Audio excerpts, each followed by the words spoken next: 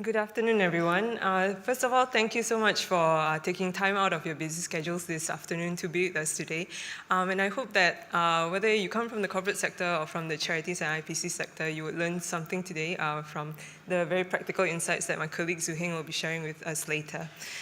First of all, let me introduce myself. I'm Joanne, and I head the research and strategy team at Black Sun. For those of you who are not familiar with what Black Sun does, we are a stakeholder communications company with our origins in corporate reporting. So we work with clients from the corporate sector to tell their corporate story better through the annual reports or the sustainability reports. So why is reporting important? So as you have seen in the video that Wan Chen has shown us earlier, we noticed that there are a few key drivers of change happening in our markets right now. On your left, you would see some headlines showing us that stakeholders are becoming increasingly empowered. If I may pick out some of the headlines that you see up there. Starbucks pays up to avoid boycott. Who doesn't like a Starbucks, right? I do. And that's probably at the top of your minds right now. So what happened I think it was like 2 years ago, this regular guy, regular Joe, who goes to get his Starbucks every morning, got his coffee, sat down, and then he just thought, hey, Starbucks makes like billions and billions of dollars, but how much taxes do they pay? The answer was 0, right? So he started I think it was a Twitter campaign to boycott Starbucks. And it actually took hold around the world, and they took a hit in revenue, right? So in the end, Starbucks ended up paying their taxes.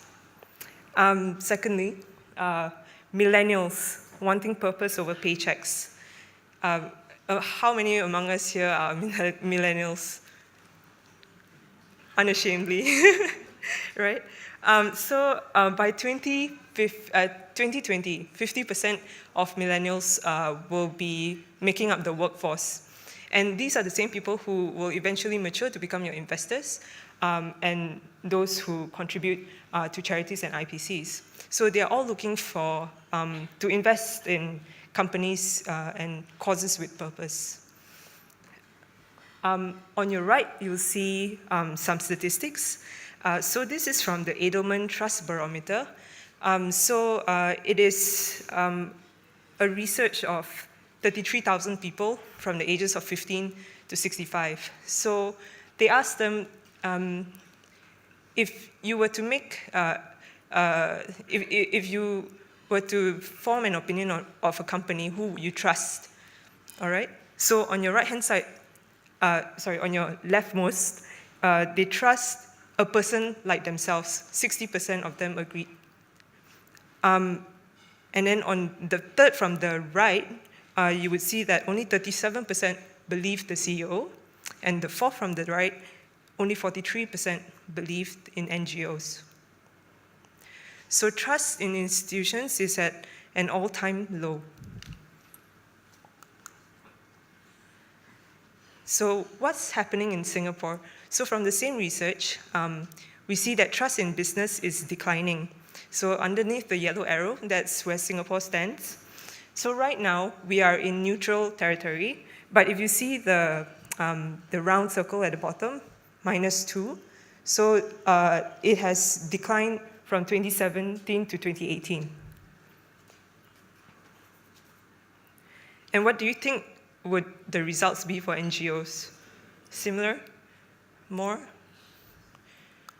It's the same, right?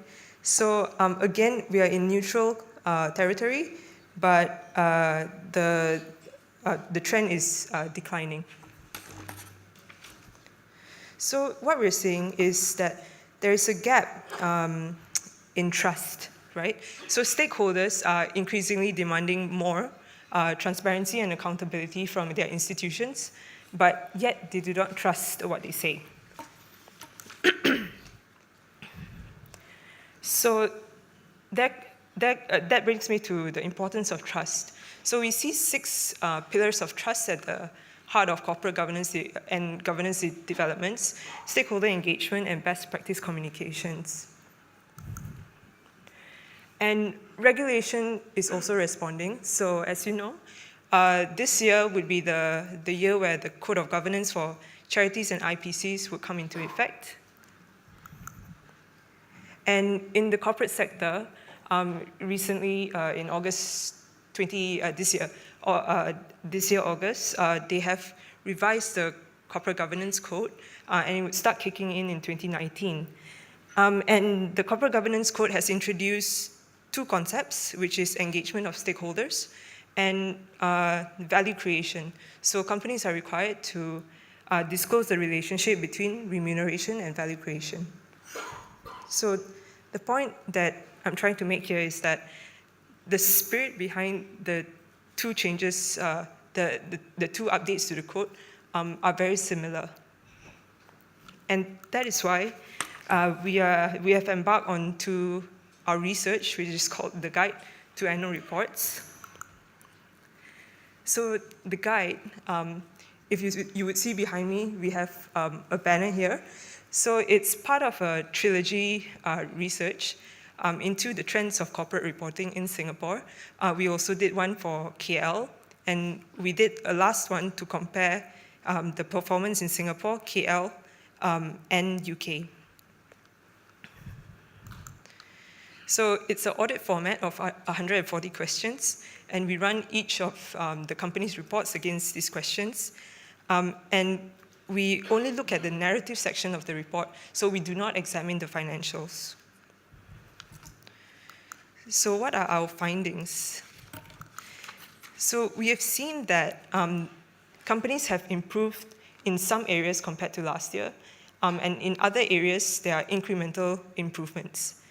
And in terms of how many out of the 30 companies are making really great step changes, there are a few, but the remaining majority are still lagging behind. But with time, I think we expect to see the gap narrowing and the bar raised higher. And the two areas that require the most improvement are actually those that are affected by recent regulatory changes.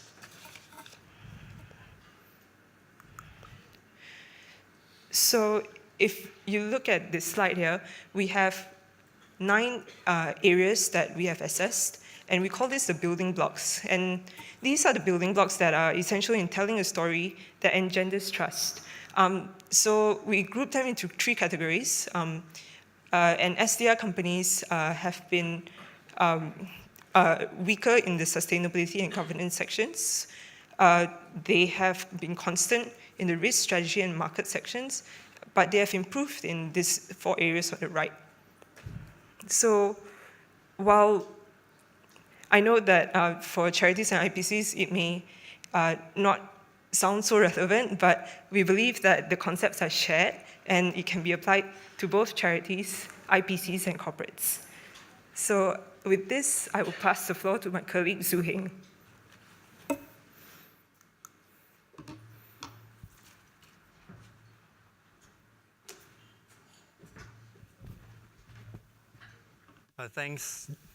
Thanks, Joanne and Wanchan, for the amazing opening. So, first of all, to introduce myself, I'm Heng.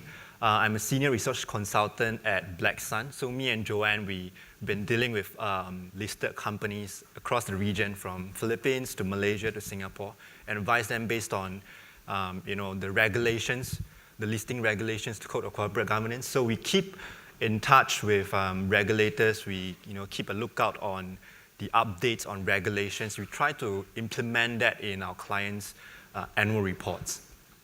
So what I would like to do today is that I would tell you what should organizations focus on in reporting. And we use organizations because today we have a mix of charities and we have a corporate audience as well. So we try to balance both. And throughout my presentation, I will draw a parallel between the 2 codes, the Charities Code and the Code of Corporate Governance. In reporting, we actually categorized a typical annual report into 9 chapters. So these are what we call the value creation story. If you manage to connect the dots, you manage to have all these 9 chapters in your annual report. Congrats and good job. I can tell you, you have an amazing value creation story for your annual report, because we believe that annual report shouldn't be used as just a compliance document. I think the same applies for charities. You shouldn't use that just to comply with the regulations or just tick the checkbox to submit it to the regulators to make sure you comply with all these listing rules. And in the annual report, can I have a show of hand? How many of you actually read your own annual report from cover to cover? So we have a number of people here, which is surprising to me. So how many of you read just the first 10 pages of your annual report? Okay, none of you, we have a great audience right here. So what we try to do is that, in an annual report, we typically start with setting the scene. You tell what your company is, who you are, what is your purpose, what are your values, what are your missions, what are your vision, and that tells the corporate identity, and that's what we call setting the scene, right? And then after setting the scene, you tell the purpose, the mission, the values. You have leaders. You need to show the readers who are the leaders who are in charge, who are responsible to drive the mission, drive the purpose. And then with that, the leaders need to keep a lookout on the market trends in the environment, in the macro, micro, in the industry environment. You need to understand all these trends in order to make sure that your company is going to respond to all these trends. And then the trends will inform your business model, right? Readers need to understand, how does your business model stay sustainable in the long run? How do you make sure you create value for everyone, for stakeholders? And then that informs, again, your strategy. So with your business model and with your strategy, you review your performance over the year, 5 years, 10 years. You review how well you have done in terms of against your strategy. And then with that, you also need to review the risk, because there are always market risks that may affect or impact the performance, your future performance of your company. And then with risk, we always talk about sustainability. Risk and sustainability is always, two sides of a coin. We talk about risk and we talk about sustainability. And with that, you need to have you need to show readers you have a robust governance structure to make sure that everything is well run, to make sure that you can keep creating value for your stakeholders. Now, we use the word value here and stakeholders because we think annual reports shouldn't just communicate the value that you create for shareholders, this is for corporate, and annual reports shouldn't just communicate the value that you create for whoever you're trying to help with for charities. Let's say patients, let's say a lot of people. The stakeholders involve volunteers, involve employees in the charities, and for corporates, your stakeholder involved include your employees, your suppliers, your shareholders, and all this leads to one thing, which is to build trust. We think reporting is an essential part of the communication strategy to build trust. So you see that all these 9 chapters, although there are 9 building blocks, they are connected. They are connected. If you manage to join the dot, you form a very good value creation story. And we think these 9 chapters can be applied both to charities and corporates alike. So chapter number 1, we talk about setting the scene. We talk about who you are, what do you do, and what do you stand for. And setting the scene is typically in the first few sections or first few pages of an annual report. And if you look at the charities code on the left, Principle 1, Strategic Planning, it talks about the charity should clearly document and communicate your vision and mission to the public and your members. You need to show where you want to go. You need to show who you want to help. And similarly, we draw a comparison against the Code of Corporate Governance, which says that the operating and financial review, which is typically in the first few sections, because companies usually set up some highlights and want to talk about what we have done in the past. It should describe the nature of the company, who you are, and what do you do, your objectives and broad strategies, and explain the main areas of operation of the companies. So this leads to telling the organization's identity. And we found that in STI 30, among STI 30, these are the top 30 largest company in Singapore in terms of market cap. 30% explain why they exist. So why do you exist? Which is what we call a purpose statement. I'll come to this later on. We would like to expand this further. And 53% explain their vision, which I actually expected it to be higher because, vision, I don't think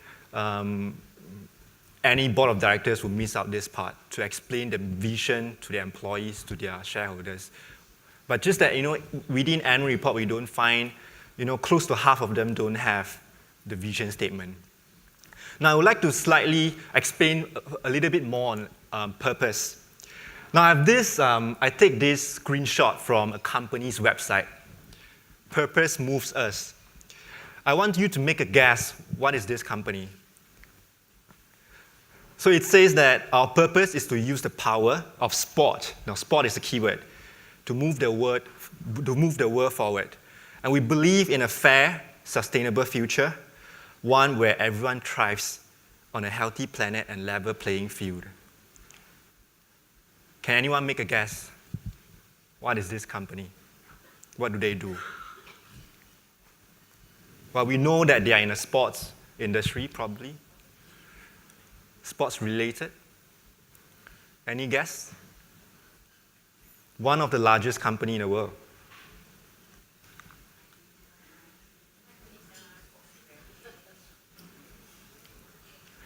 Okay, the answer is I hear the answer already. But what if I show you this, the mission statement? Well, I think the picture behind actually speaks a lot about the company already. It's Serena Williams. So the mission goes like this. They want to bring inspiration and innovation to every athlete in the world. And if you have a body, you are an athlete. Now, what is this company? Serena Williams signs huge contract with them. LeBron James from NBA signed huge contract, lifetime contract with this company. Yes, Nike. So this is the magic of having a purpose statement and mission statement. Purpose doesn't really tell you what they are, what they do. It tells you, we're in a sports industry. We want to create a healthy planet. We want to create a level playing field. Whereas mission can be more specific. It gives you the specific noun, athlete. They tell you we are trying to create a business around athlete. And you compare this to, now I just want to highlight in the purpose, the keywords are healthy planet and level playing field. Whereas in the mission, it's about the athlete. Right? What if today you don't have purpose statement, you only have mission statement? Now look at it, you bring inspiration and innovation to every athlete in the world.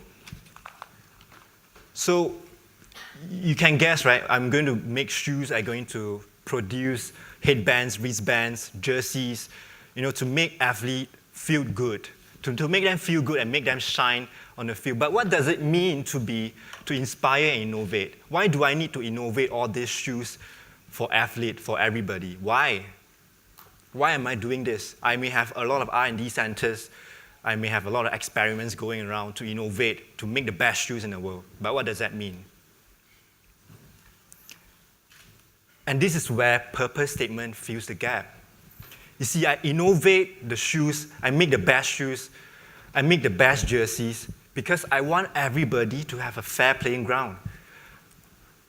Even if you are not LeBron James, you wear on Nike shoes. You can fly on a basketball court, right? Everyone has a fair chance to shine on the court. And we create a healthy planet. We want you to be active like Serena Williams. We want you to be active like Cristiano Ronaldo. We want you to have a fair chance to give it a try. So that is the why Nike wants to innovate, why Nike wants to produce the best shoes in the world. And a lot of consumers don't buy just because you have the nice looking shoes. You see, Kanye West has shoes, Kanye West and some, Adidas or Nike, I can't remember. So they collaborate to sell shoes at $2,000.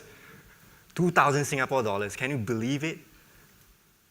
But most importantly, it's what is behind all these price tags. What's behind all this innovation, and which is where purpose statement tells the story about what the company stands for and what are your beliefs. So we think annual report should communicate purpose statement. You should communicate why you exist. Why are you trading steels? Why are you, manufacturing certain products? Explain the why, and readers will appreciate it because it creates the impression, you are bigger than just selling shoes. You are bigger than selling jerseys. You are bigger than working with LeBron James, right? Now we have some copies on your table. For those who do not have the copy, can you please turn around? I think there will be copies at the back or in the front. And then I would like you to share. I know that last row may not have the copies. I'm sorry, because we didn't expect it to be full house. And then we didn't actually print out copy. But it's okay, it's good to be green. All right? We would like you to share among your neighbors, what do you think about all these spreads? And it's a table discussion. But I will go through the three examples first. So Reckitt Benckiser is a home products manufacturer. They manufacture a lot of detergents and all that. So they say that our purpose is to make a difference by giving people innovative solutions for healthier lives and happier homes. So if you read just this purpose statement, do you understand, would you know what kind of industry they are in? Would you? No, it doesn't. If you don't look at the pictures down there, you just look at the purpose statement. It tells you, we have innovative solutions for healthier lives, happier homes. It can be hospitals. It can be clinics. It can be anything. So this is where they actually have all, down there they have further elaboration to elaborate what do they do and what kind of impact they want to create. So purpose has to be connected with mission, has to be connected with vision, has to connect with your values to form a nice, coherent, setting the scene, to tell the story. And the next spread of after purpose statement, they say our purpose is combined with our passion, and it means that people are passionate enough to deliver the purpose, and which drives their performance. And we see this as a very good opening sections to an annual report because it tells a lot about what a company wants to do, and what they want to achieve, what kind of purpose they serve. Another example is Axiata, M1's shareholder. So their purpose, so they set up the scene by telling their purpose, the vision, the goals, and the values. And which is not as, Reckitt Benckiser, they have used 6 pages, kind of waste, right, to tell the story. But Axiata, they have this more concise statement to tell the story. And also Vodafone, another telco company, they choose to highlight their purpose in their chairman statement because they think chairman is the best person to drive and to represent, to endorse the purpose statement. Now, we would like you to discuss among those who have the 3 copies. What do you like about it and what do you not like about it? And do you think this can work for your charities, can work for your corporate? And for those who do not have, please feel free to come in front and discuss with the neighbors. We have 5 minutes. All right, are you done discussing? So with all 3 examples, I'm going to nominate one table from the corporate side and nominate one table from the charity side to share about what do you think about these three spreads. And just share anything, the color, the layout, or even the content. Can we have someone from corporate? How about this table, second row?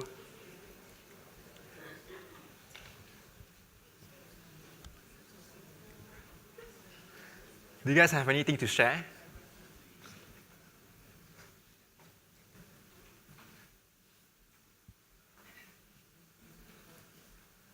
Come on.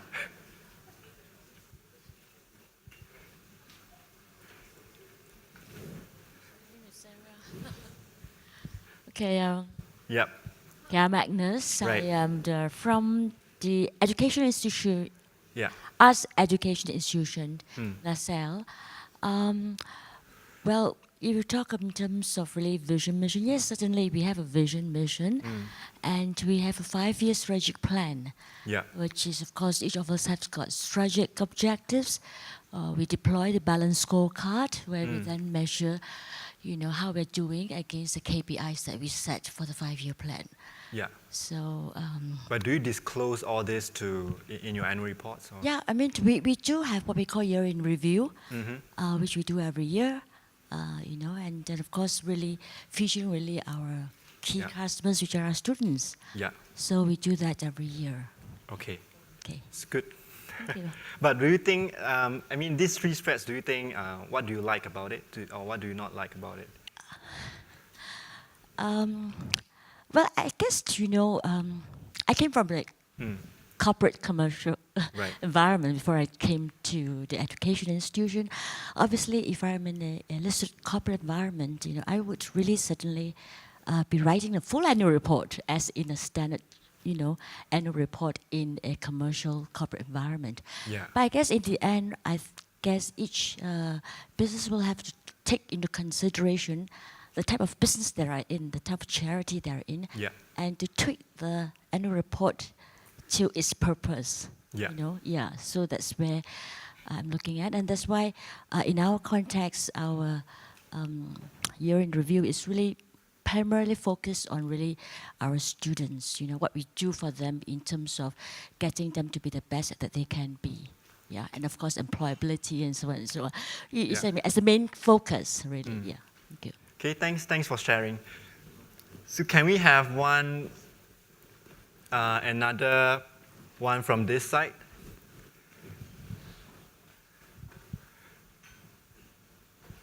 How about this table? I see that you are mugging quite hard. Do you have anything to share? What do you like and what do you dislike about it?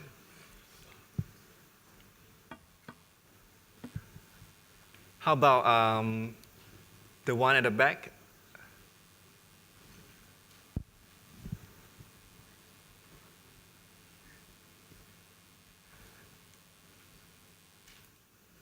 All right, it's all right. I think you guys will have some robust discussion about all these three spreads. Now let's move on to leadership. Now we have set up the scene for annual report. Readers want to know who are the ones who are in charge to drive the mission, to drive the purpose. And that leads us to looking into the charities code, where it talks about in principle 1, charities. In charities where some board members may be directly involved in operational decisions and matters, a clear distinction should be made between their board role and their operational work. On the other hand, for a code of corporate governance, there should be a clear division of responsibilities between leaders of the board and management, and no one individual has unfettered powers of decision making. So you see the clear, the keywords here, clear division of responsibilities, and you need to evidence that in your annual reports. A lot of times when we look at corporate annual reports, they often have joint chairman CEO statements and talk about performance, strategy, and market outlook. And we think that the best practice is to separate it into one chairman statement and one CEO statement. And I think the same applies for charities as well. You have chairman, because chairmen often have different roles. Chairman often is in charge of governance role, ensure that the board is functioning well. CEO drives strategy. CEO drives strategy. So you should evidence that part. And you need to show the ownership to key issues in the annual report. So we found that in STI 30, the top 3 topics the chairman's statement have been covering is financial or operational performance, market conditions, and governance, most importantly. So we look at one example here from MIA. We don't have the physical copies for you, but just look at this screen. MIA stands for Malaysian Institute of Accountants. So they are a stat board. They report to Ministry of Finance in Malaysia. So they just issued their first integrated report that talks about value creation, what kind of value they're trying to create. So in this annual report, what's very interesting is that they have this Q&A with CEO. And the CEO have been addressing some of the tough questions because recently MIA has been put under spotlight because the ex-president of MIA, I think a few years ago, came out with an article, or rather a report, to criticize MIA. So it was quite a tough time, for MIA. In these past 2-3 years, they've been finding their purpose, then finding their footing. What do they stand for? And the CEO addresses all these questions in the annual report. So they talk about, CSAP. CSAP is the report being issued by the past president.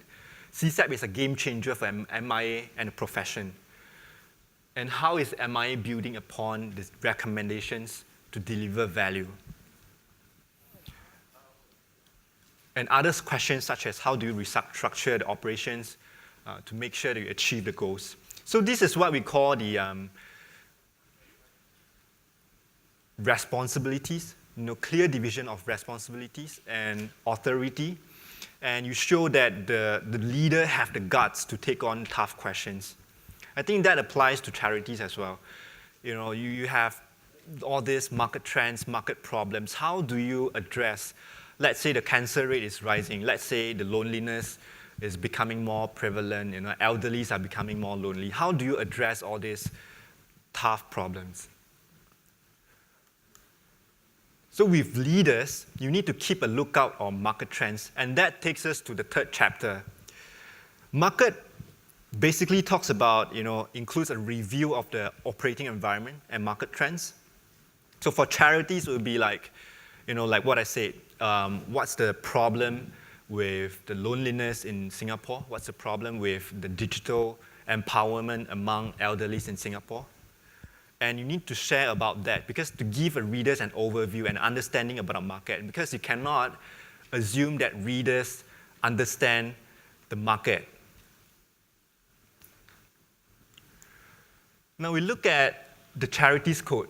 It talks about boards should periodically review and approve the vision and mission of the charity to ensure that they stay relevant to the changing environment and needs. So let's say the demographics is changing. How do you address that? The millennials are going to make up 50% of the workforce. They are known to be tough, right? They are known to be a hard nut to crack. So how do you address all these problems? And at the same time, we looked at SGX listing rules. Unfortunately, Code of Corporate Governance doesn't actually address the market trends among the boards. But you look at listing rules, it says that the review should have an analysis of the business outlook. So similarly, we have to share about the trends, ongoing trends in the market. So you need to highlight the underlying risks and opportunities presented by the market environment. We found that among the STI 30, 20% had a standalone market section. 37% explained their response to market trends. So not many are actually telling people how they respond to market trends. Or we have a big problem out there, but we didn't explain why we addressed it, which is kind of counterintuitive. And we have this example from DG. DG is a telco company in Malaysia. What they do is that they have this separate market section, and they share about the challenges and opportunities. And note that they don't just share about the finance, what's happening in the economy, but they share about things like privacy, data privacy. They share about the growing need for telecommunications services, and they also share about the changing customer behavior, which is something related to demographics, as well as cyber security. So you need to, in your annual report for charities, for corporates, you need to share about the holistic review. Don't just share about what's happening in the economy. How about the climate change? How about technological advancement? These are the hot topics that they are not directly addressed in the annual report, because people are in a mindset that trends are just industry trends, financial trends, economic trends. So with the market trends, you need to ensure you have a sustainable business model to stay sustainable in the long run, and which is an explanation of the company's business and how it creates value over time. And actually, the concept of business model has evolved since, I think, 7-8 years ago, since integrated reporting was released. The conventional way of thinking about business model is to think about how you make money, what is the cost structure, where do I get my supply from. So these are the conventional, traditional business model. But the business model nowadays are different. They want you to talk about the softer side. What are the intangibles that you have been utilizing? So for example, if my business has a land, we cut down a lot of trees. And you, as a company or charity, should be responsible for those, because those are natural resources. It's part of your resources, not just financial resources, not just the savings in your bank account. You should take into account natural resources, intellectual resources, human capital, these things that you can't really put a price tag on. But integrated reporting helps you to communicate how you are treating these capitals and how you are utilizing all these resources to create value. So this is the magic of integrated reporting. That is another hot topic for another day, I guess. But if you look at business model, Charities Code says that the charity should ensure that the outcomes of each program are clearly defined. If we elevate this, escalate this into the charity as a whole, what kind of desired outcomes you want to create for your targets, for your target audience, for your patients, for the kids? What kind of outcomes do you want to empower them, right? If you are talking about early education, what are the outcomes, right? What do you want to achieve? You should talk about that in business model, what value we want to create. And for corporates, it's similar. The Practice Guidance 8 of Code of Corporate Governance talk about you need to define your value creation for stakeholders. What are the value you want to create for employees? Employee pride. How many of you are willing to wear a shirt with a company logo and then go shopping with your boyfriend or girlfriend? At least I'm not willing to.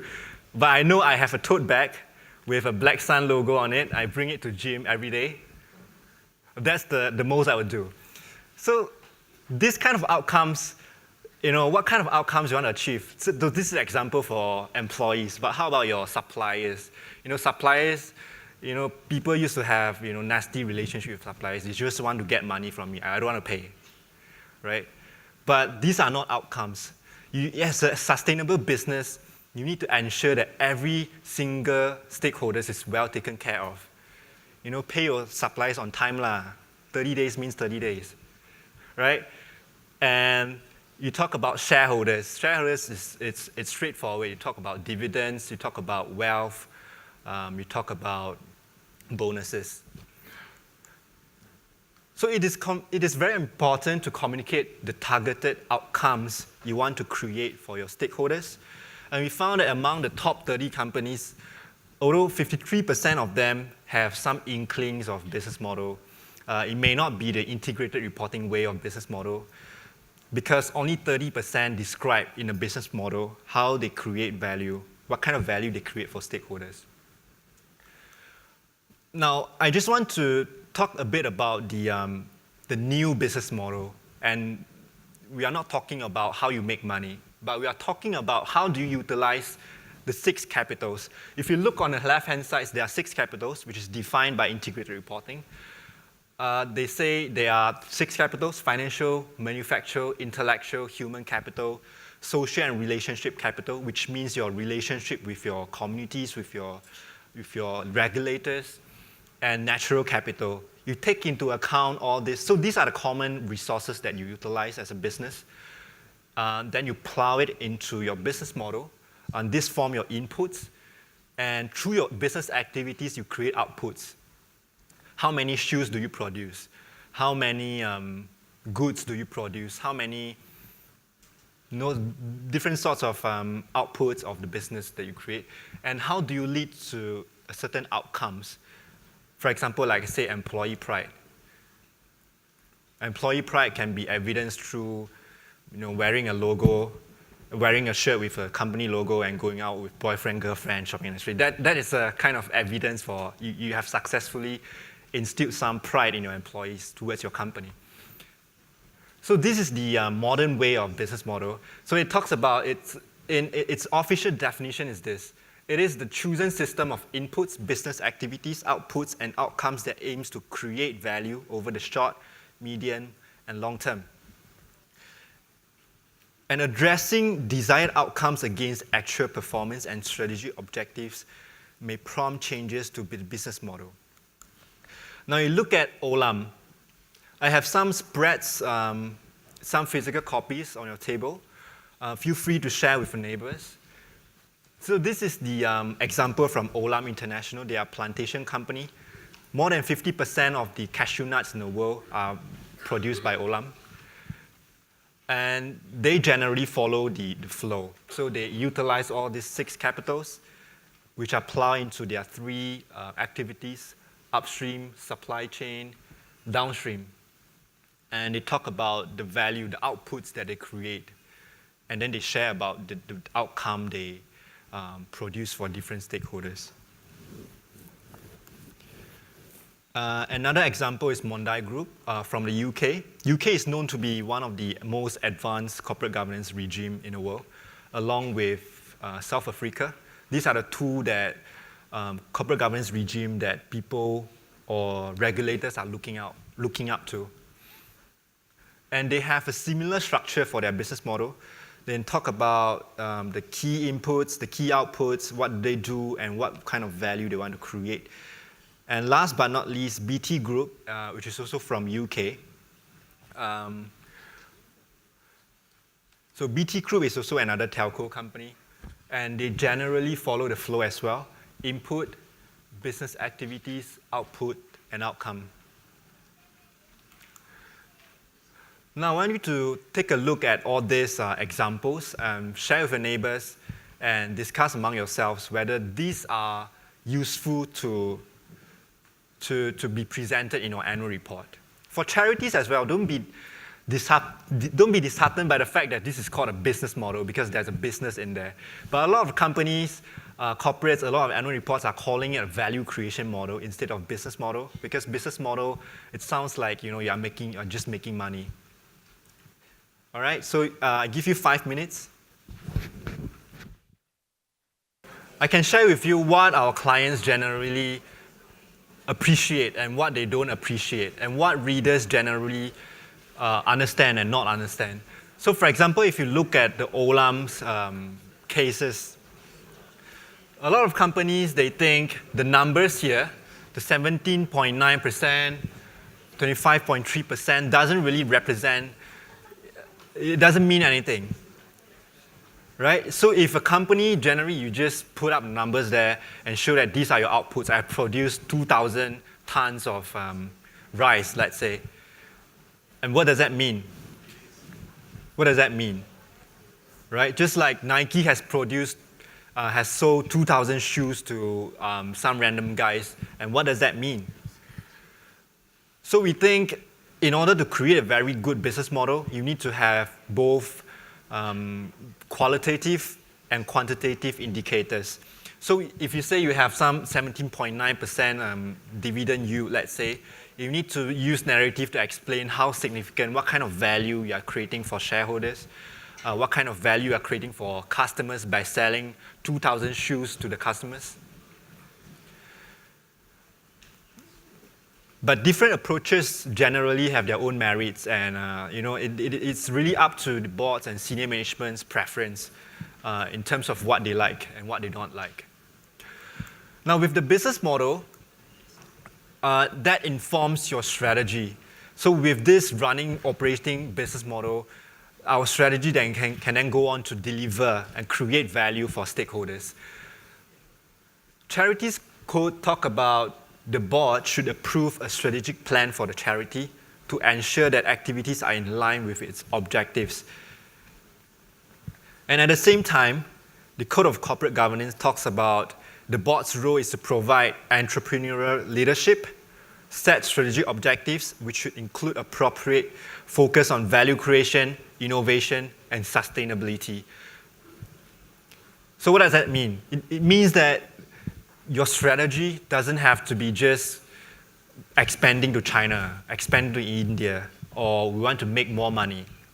But it should have included a mix of value creation, innovation, and sustainability. Sustainability is a buzzword. You talk about, what's your corporate strategy to engage your employees more? What's your corporate strategy to address some of your health and safety issues? Those kind of things. So it is very important to communicate an all-rounded strategy that doesn't just communicate the financial objectives, but also the sustainability objectives. And we found that among the STI 30 companies, 43% disclose their strategic priorities in chairman's statement, in CEO statement, or even make it a standalone section. But only 27% are talking about sustainability within their strategy. So a lot of them have been talking about financial objectives, growth objectives, but they may not necessarily talk about climate change. Why do I care, right? In Singapore is so small, why do I care? And not a lot of them are talking about employees in your corporate strategy. But these are the stakeholders that matter to you, not just shareholders, not just customers, right? And so we looked at Coca-Cola. So Coca-Cola, they have these 4 pillars. So they talk about how they drive volume growth, which is business objectives, more operations. They also talk about focus on value. They want to create the best quality, best product, make sure that it's hygienic for their customers. And they want to improve efficiency internally and to invest in the business. But I know this one doesn't really have a very strong sustainability focus, but what we want to highlight is they actually link each strategy to a certain KPIs, and they make themselves accountable. It shows the accountability to make sure the strategy works. And they actually have these targets. So for example, they want the capital expenditure to be 5.5 to 6.5% of revenue. That's their target. So they want to continuously invest in different businesses to grow the business. And looking at the next example, ArcelorMittal from South Africa. They are in the mining industry, and they are known to be one of the best reporters in the world. Because if you look at this spread, we have some physical copies as well. They have 4 pillars of strategy, and some are like keeping our people safe. You want to keep your employees safe, which is valid enough. I mean, why not? Because you're in the mining industry, one death can cause a lot of controversies, and you appear in the headlines, it doesn't look good on you. And they want to create social value by complying with the environmental regulations.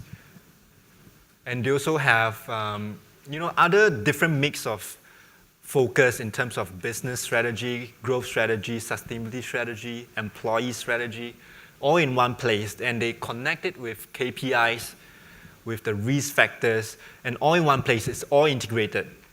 And if you have time or you have capacity, make sure you check out this report. It's very wonderful.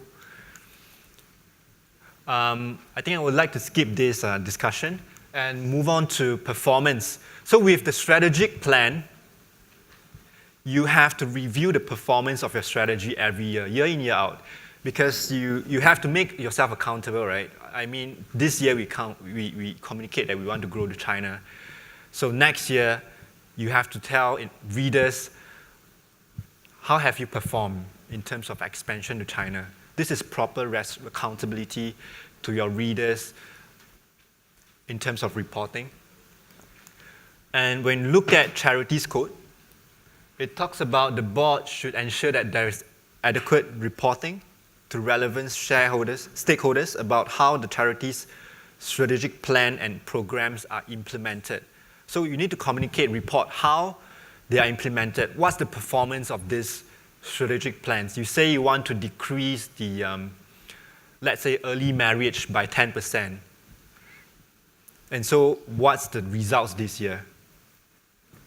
Principle 3 of Code of Corporate Governance talks about you need to have key financial and non-financial performance indicators used by management to assess the company. Right? So the key word here is the non-financial performance. A lot of companies, they talk about revenue growth, they talk about operational efficiency, but may not necessarily talk about how much carbon you emitted, how much water you wasted, that kind of indicators. So we found that KPIs are a good, way to communicate the performance of strategy. A lot of annual reports we have read talks about the event updates. We have, in terms of sustainability, we have some CSR programs. In the Marina Bay, we set up some booth, we sell some, charity stuff. But those are not strategic. You have to look at KPIs. You set yourself accountable for a certain figure. Let's say we want to reduce our carbon emission by how many percent? Let's say we want to reduce adults or elderly who feel lonely by 10%. And those are the indicators you should be reporting. Instead of just sharing about what we have done, event updates, those are not strategic. If I'm a reader, I see you have some marathon, you have organized some marathon in Marina Bay, somebody won the first prize, $2,000, and then you donated some stuff to charities. And what does that mean? Right? So hold yourself accountable and be authentic, be real to readers. What are your indicators? What are your targets that you're looking at? And these are the best practice reporting, because when we look across this region, Malaysia, Singapore, Philippines, not a lot of good reports. I can say in this region, Southeast Asia, Malaysia probably has one of the better reporting standard. Malaysia definitely has better than Singapore, because we look at Singapore, Malaysia, and the UK. For those who do not know, Black Sun is actually founded in UK 25 years ago when there was an eclipse. That's why it's Black Sun. So anyway, Malaysia has a better reporting standard in this region, and I think Singapore has some, you need to catch up a bit in terms of reporting quality. So we looked at one of the Malaysian reports, Petronas Dagangan.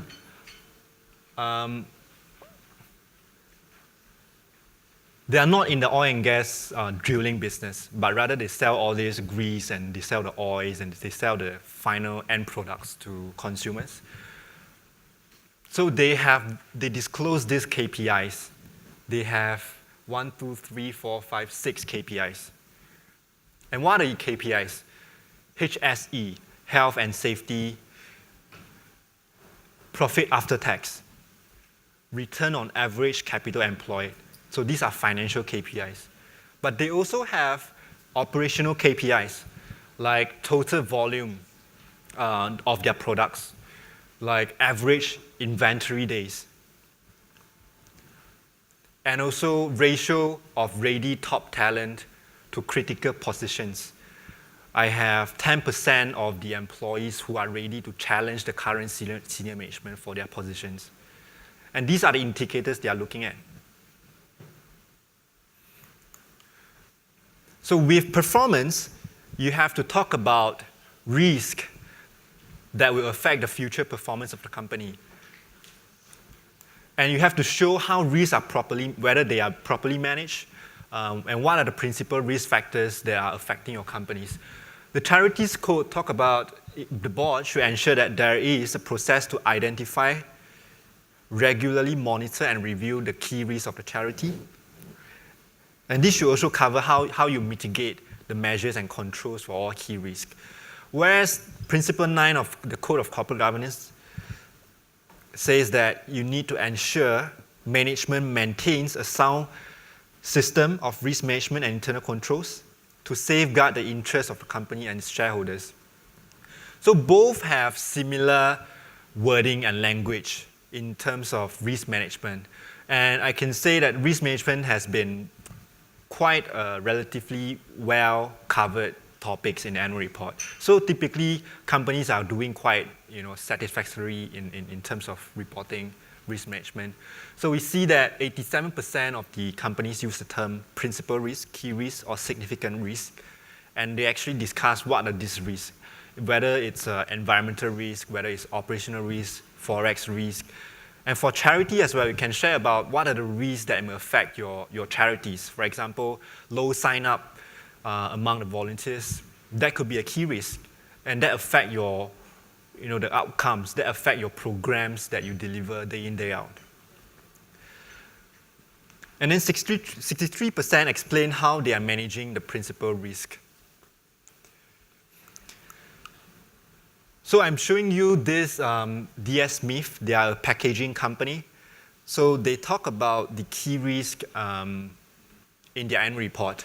And it's very holistic. You look at how they report it at the bottom. They share about their principal risk area, and they talk about whether this risk, the arrow, is up or down or, not changing. It talks about whether the level of risk has changed. This year, I think probably one risk that has been going up very significantly probably is the political risk, or because of the trade war, because of the North Korea and all that. And then they also talk about how they link it to strategy. How does the strategy address the risk? And they talk about the risk appetite, how much appetite they have to accommodate this risk. And not only that, what's interesting is that if you look at the right-hand side, they share about the opportunities that they are considering. So every flip side of the risk, there's opportunity. Right? You talk about carbon emission. Carbon emission, if I emit more carbon, it impacts the environment. Yes, it's a risk. But if you manage it well, it can be opportunity to make the environment greener. So there is opportunity at the flip side of the risk. Now with risk, we will talk about sustainability. I can show you that this is the second last chapter. All right, so keep yourself awake. So risk and sustainability, they always come hand in hand. A lot of companies are, especially the enterprise risk management system, they actually link together risk and sustainability, or risk and material matters, because they are just inherently connected.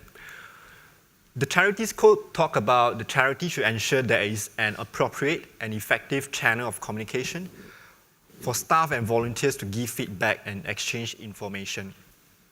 So why is this sustainability?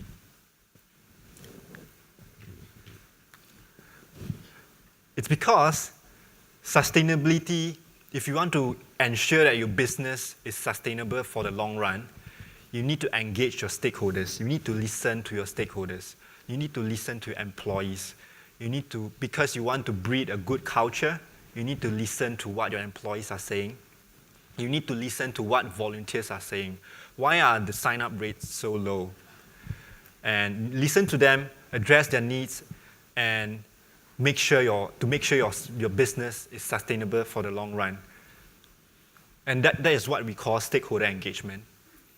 Whereas the Code of Corporate Governance, Principle 3, talks about, the board adopts an inclusive approach by considering and balancing the needs and interests of material stakeholders.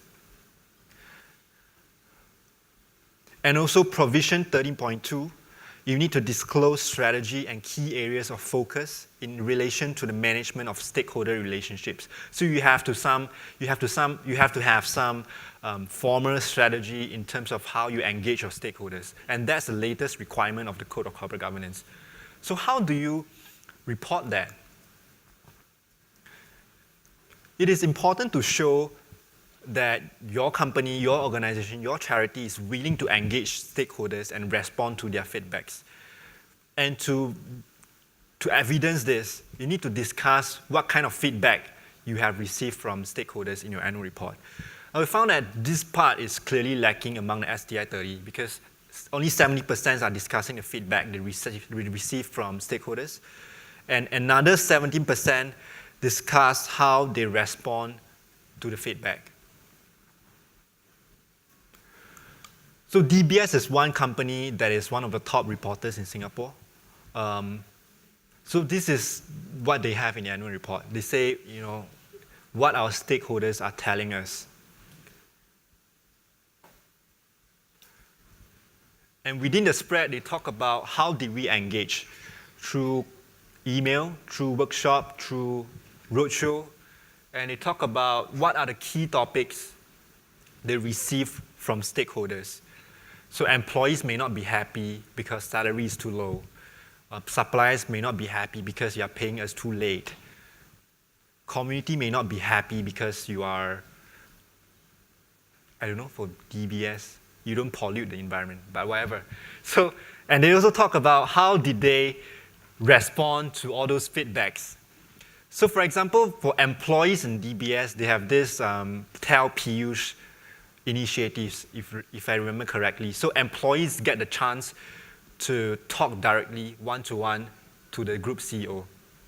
And this is kind of the initiatives they are launching to make sure that employees are happy, are aligned with the purpose of the company.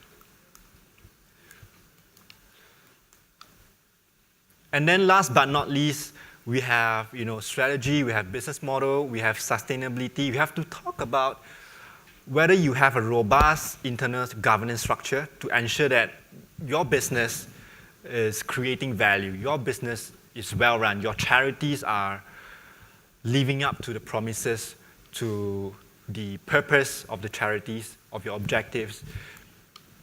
The Charities Code, principle number 1, talks about the board should comprise members who possess suitable personal attributes, core skills and competencies, and commitment. So the board has to be, overall speaking, committed, and they got enough skills to run the operations. Code of Corporate Governance talks about the board and board committees are of an appropriate size and comprise directors who as a group provide appropriate balance of a mix of skills, knowledge, experience, and other aspects of diversity, such as gender and age, so that you avoid groupthink. A lot of the, we look at the corporates among Singapore, and people generally flip to the board of directors pages to look at who are the board of directors. And what do you see? Male, pale, and stale. Because they are all male.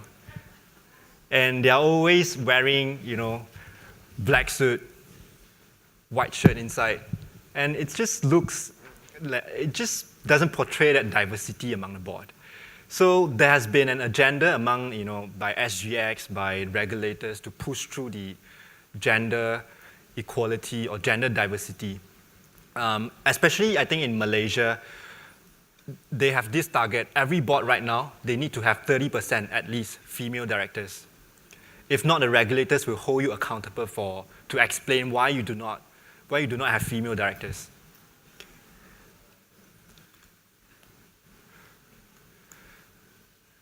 So it is very important to show that the board is skilled and competent and diverse. We found that you want to communicate this, you have to go away from the boilerplate information. A lot of companies, annual report, when we look at it, it's very boring. when it comes to governance section, especially Singapore companies, they go by this principle 1, or we've done this, principle 2, we've done this, principle 3, we've done this. It's almost like a checklist. Who read governance section here? Tell me who reads it. Few. I can tell few. Few people actually read governance section. Only if you are paid to do so, like me. Right? So we think that in governance, you should tell a story. How competent are your directors? Right? How skilled are your directors? How diverse are they? And only 20% communicate this, use this clear storytelling insights to tell their governance story. And if we look deeper, only 13% of the annual reports update investors about the board activities during the year. That means they don't talk about what boards are doing. So, to be fair, they do talk about the board have 8 meetings this year, but they don't talk about the agenda of these meetings. They could be on they could be eating KFCs. They could be discussing about different things, but they don't talk about what kind of agenda is there. If you want to show proper accountability, responsibilities, you have to share. Disclose is one way to show that you guys care about the company, the future of the company. So one way to communicate this is through Q&A. Again, D.S. Smith, one of the best reporters also. They have this Q&A with their chairman, and the chairman share about the priorities in governance. So there are some tough questions if you have chance of capacity to look at this annual report. Go check it out. It's very storytelling. They are telling a story in governance. So they ask questions such as, how does the board help D.S. Smith achieve its strategic goals? And questions like, how has the board approached the increased disclosure requirements for UK companies? Now, this is interesting because in the UK, right now they have to report their gender pay differences. So let's say the male employees are paid £6,000 per month, and female employees are paid £4,000 a month. And you have to disclose that, you have to explain that. It's very strict. So Singapore companies, you have to feel lucky, right? Your regulators are not as strict as the UK. So another example, if you don't feel like sharing too much, one gimmick is to share about what your board of directors are doing during their meetings. So DBS, in their annual report 2016, they have this chart that talks about how much time the directors are spending in those areas. 30% in strategy. It shows that the board of directors are committed to drive the strategy. Feedback from board committees. So they listen to the feedbacks from board committees. And governance, they spend time to discuss about governance. How do we ensure robust internal control? And they have, different stuff, different things, even directors training. They spend 5% of their time on directors training. So these are the insights that you should be pulling out in your annual report to make the governance section look less boring. Make my life easier, right? Every year I'm reading a governance report. One report takes me one day to read because governance section is too boring, right? You need to instill more storytelling, more insights. Share about these things that make readers want to read about your board of directors. Maybe pictures are important to show the pictures, but not just passport photo.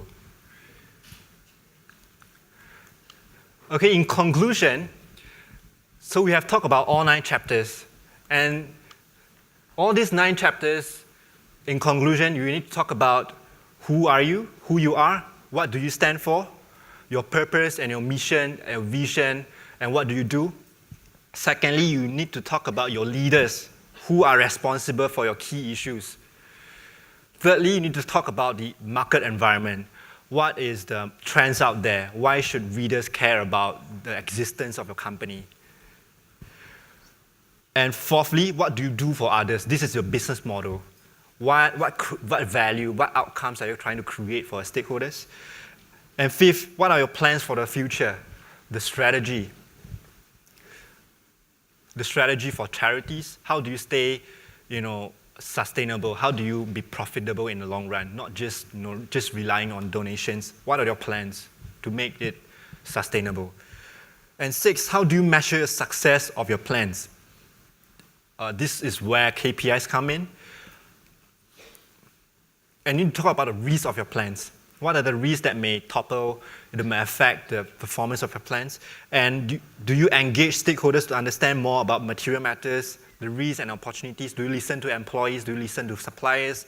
And last but not least, you need to talk about whether you have the robust structure to ensure you deliver the plans and manage risk. So all these 9 chapters leads to one thing. You want to build trust through reporting. And if you still think these 9 chapters are too long for you to remember, it's too tedious, too lengthy, just remember one sentence. Less perfection, more authenticity. Right? We don't need you to be perfect. We don't need you to be perfect in all areas in reporting. We just need you to be authentic, be real when you report to your readers. With that, thank you. Wan Chen, do you like to provide a closing remark?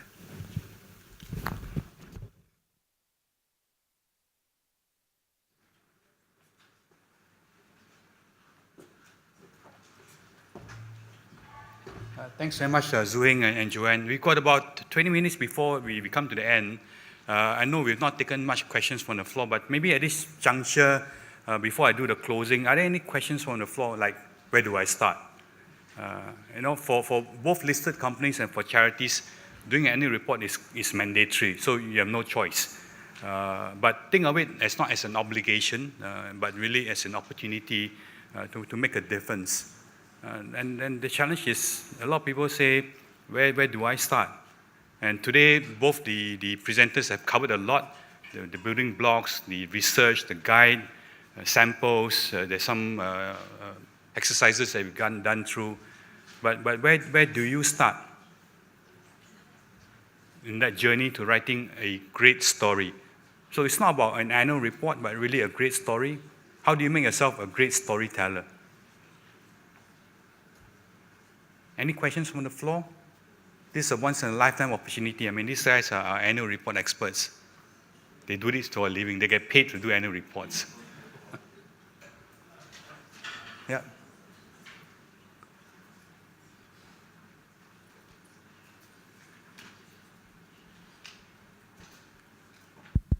Hi, good afternoon. Thank you for the presentation. I think it was very well structured and very informative. Just wanted to find out, because you use quite a fair bit of examples of companies having the characteristics of a good annual report. And one of the companies that you mentioned more on the Singapore context is DPS. So are there any other companies, STI companies, that you guys have gone through which you think are models, that we can take reference from, other than DBS perhaps?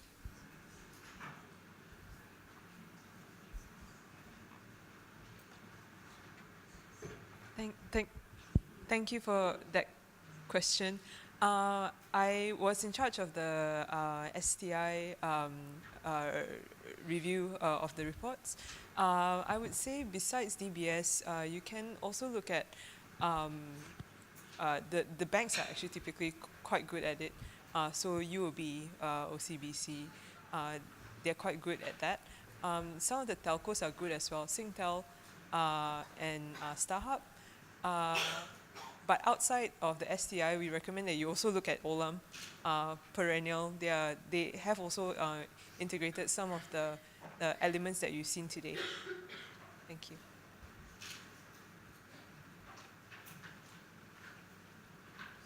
I think I'm sure all of us as shareholders, perhaps, of some of these listed companies would have received or have read some of these annual reports that you talk about.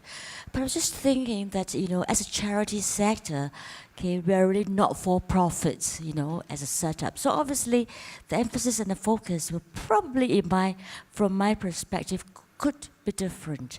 So, it's a question of really how detailed you want and comprehensive the annual report to be, or really taking the key elements of, the code, in the charity sector to actually make it more succinct.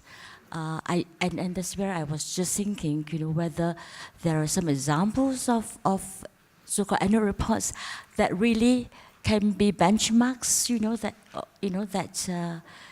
some friends here could take a look and perhaps look at it and see whether it applies to them, what aspects they want to elaborate, or what aspect they could just summarize or whatever, Because I'm mindful that many of these institutions here may not have the capacity, or to really do a big full-blown annual report, or even to outsource to some outside providers, for that matter. Probably be done in-house. Thank you.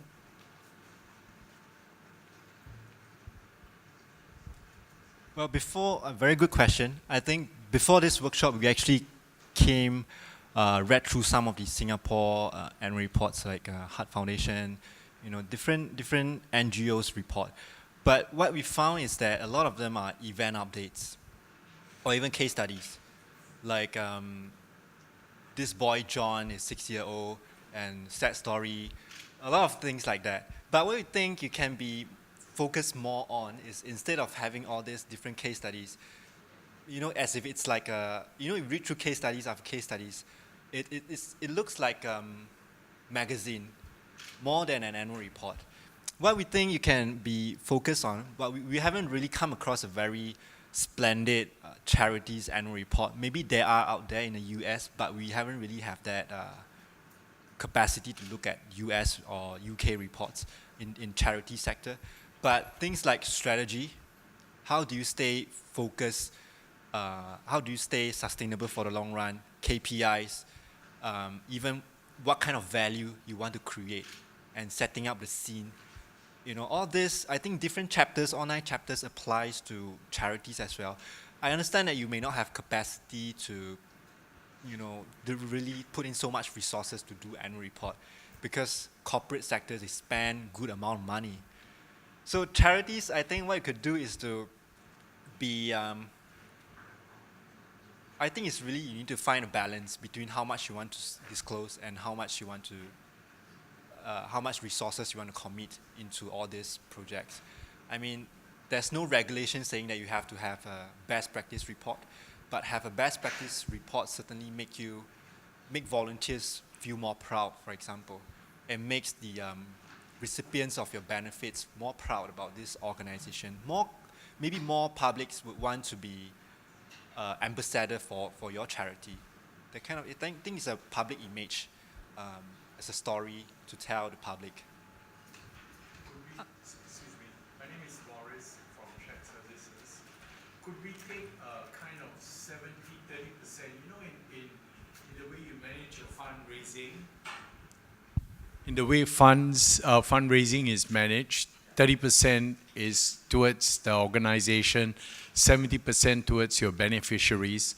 For charities, if we want to overcome the issue that was just discussed, could we take a 30-70% ratio, whereby 70% of the storytelling, both in terms of input, output, and outcome, goes towards the beneficiaries we serve, and 30% is towards the organization? Would that be a fair balance? Yeah, I think yes, certainly, because in charities it's slightly different from corporates.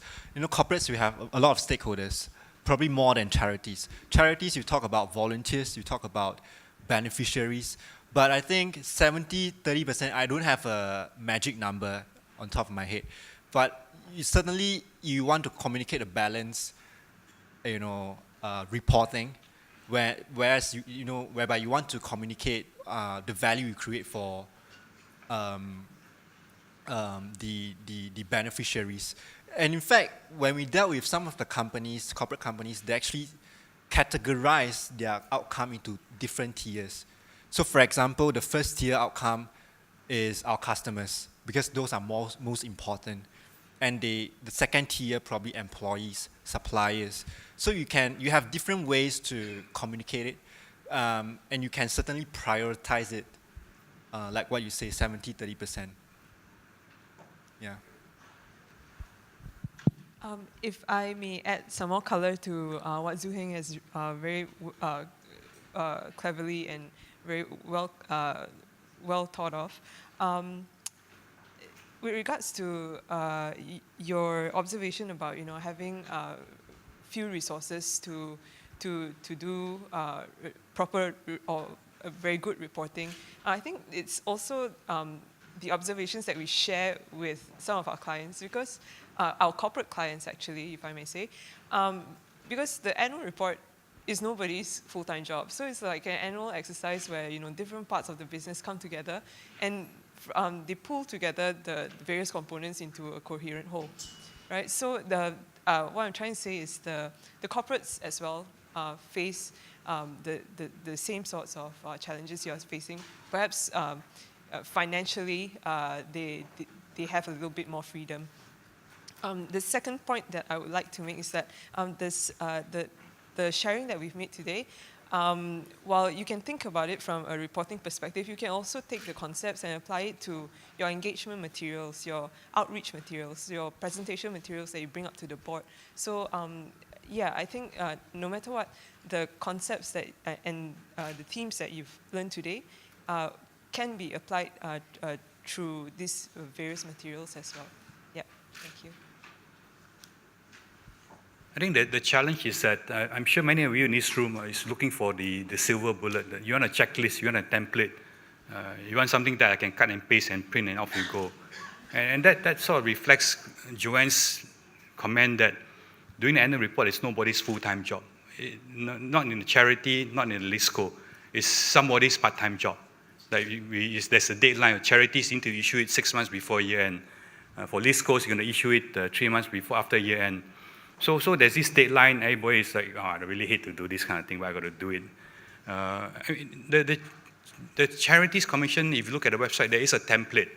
There's a Word template for you to fill up, and it's called an annual report. But do you want to do that? And for LISCOs, if you just follow the listing rules and the bare minimum of the Code of Corporate Governance, I think 5 pages, you can have an annual report. Not difficult. But do you want to look at it as an obligation or an opportunity? So I think that mindset change has to come, and I really hope that what we presented to you today is to start you on that journey to think what is an opportunity for you to make a difference in the things that you do. So with that, let me help you to start your journey and help you get the energy going, so that after you leave this room, you don't say, oh no, all this theory stuff, I can't get it going, it's more of the same. So let me get you to do some work. Take out a blank piece of paper and let me start you on this journey. Write down the first, just draw a circle. And this circle is the start of your annual report journey. And in that first circle, write down, where do you want to go? Draw a circle, and in that circle, write down, where do you want to go? And this is your vision. Where do you want to go? Really, I mean, where do you want to go? Easy question, but difficult answer to think of. First circle, where do you want to go? Draw another circle. And this second circle, say, what do we do? What do we do? This is your mission. Draw a third circle. Why do we do what we do? This is your purpose. So you have 3 circles there. The vision, which is where do you want to go? Your mission, which is what do you really want to do? And the third is why do you do what you do? What is your why, your purpose? So you got 3 circles. Draw a 4th circle. It's called strategic objectives. Or in simple terms, how do we get there? Strategic objectives, how do we get there? Get where? Which is so where you want to go is your vision.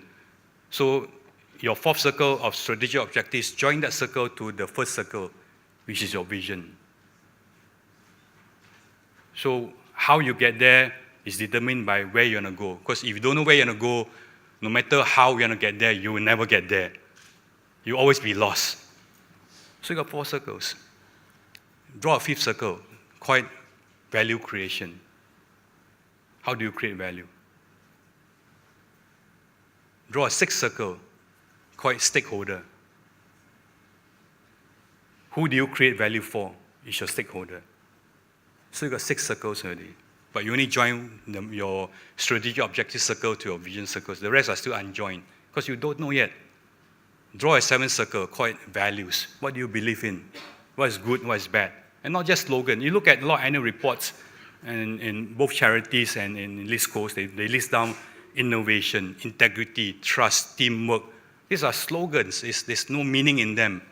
You don't know what is good, what is bad. A lot of people say, let's be innovative. Let's create 3 innovative products a quarter. That's not innovation. That's called dictation. You dictate people to do it. Do the people believe in it? They don't. It's no longer values. The CEO say, I want you to be innovative. That's not innovation. So values that are shared in your next circle is called culture. Shared values are culture. And culture which is sustainable in the long run creates value. So values, culture, and your last circle that you draw is sustainability. Is it sustainable in the long run? How many circles have you got there? 8? 8 circles? 9. Yeah, you got 9 circles. So the last one is sustainability. But you've only joined strategic objectives, which is how you're going to get to where you're going to go. So strategic objectives is now linked to your vision. So that's the first start. So you got 9 circles there, and you got some theory and some practical experience that Heng and Joanne have shared with you. So you have a simple checklist. You got a roadmap. How do you want the rest of the dots to join? It's up to you. So I help you to join the first dot. If anything, your next annual report, join your strategic objectives to your vision. If you can do that, and let me tell you, it's really difficult because a lot of people don't know where you want to go. They get lost. And you don't know where to go, and you still want to go there, which is nowhere. Trying to go nowhere from somewhere, you end up nowhere. Whatever that means. So with that, you got the theory, you got the practical experience, you got the examples, you got the little 9 dots. First dots join up. You got next step forward is think about how you join the rest of the 9 dots.